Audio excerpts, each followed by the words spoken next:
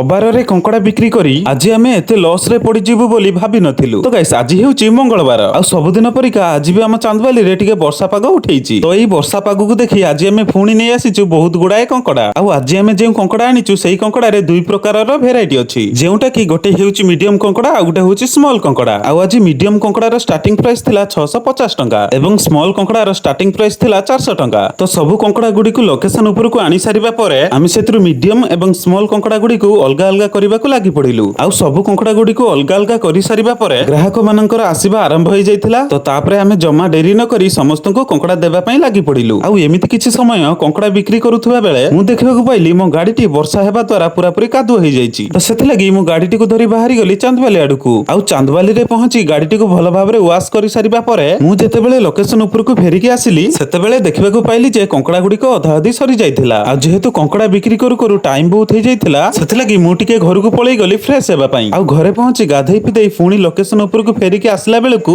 ଏପଟେ କଙ୍କଡା ବିକ୍ରି ପୁରାପୁରି ଧୁମଧାମ ରେ ଚାଲୁଥିଲା। ଆଉ ଏମିତି କିଛି ସମୟ ଗ୍ରାହକ ମାନଙ୍କୁ କଙ୍କଡା ଦେଇ ସାରିବା ପରେ ବି ଆମର ଆହୁରି ବହୁତ ଗୁଡାଏ କଙ୍କଡା ବଳି ପଡିଲା। ତ ଏମିତି କଙ୍କଡା ବିକ୍ରି କରୁ କରୁ ଟାଇମ ବହୁତ ହେଇଯାଇଥିଲା ଏବଂ ସନ୍ଧ୍ୟା ମଧ୍ୟ ହେଇଯାଇଥିଲା। ଆଉ ଯେହେତୁ ଆଜି ଅବାରରେ ଆମେ ବହୁତ କଙ୍କଡା ଆଣିଥିଲୁ ସେଥିଲାଗି ଆଜିର କଙ୍କଡା ବିଜନେସ ରେ ଆଜି ଆମକୁ ବହୁତ ଲସ୍ ଖାଇବାକୁ ପଡିଲା। ତ ଘରେ ପହଞ୍ଚି ସବୁ କିଛିର ହିସାବ କିତାବ କରିସାରିବା ପରେ ଆମେ ଜାଣିବାକୁ ପାଇଲୁ ଯେ ଆମେ ଆଜି ବହୁତ ଲସ୍ ଖାଇଯାଇଛୁ। ତ ଆଜି ପାଇଁ ଏତିକ ଥିଲା ଗାଇସ୍। ବ୍ଲଗଟି ଯଦି ଭଲ ଲାଗିଥିବ ଲାଇକ୍ ଗୋଟେ ନିହାତି କରିବେ। ରହିଲି, ଜୟ ଜଗନ୍ନାଥ।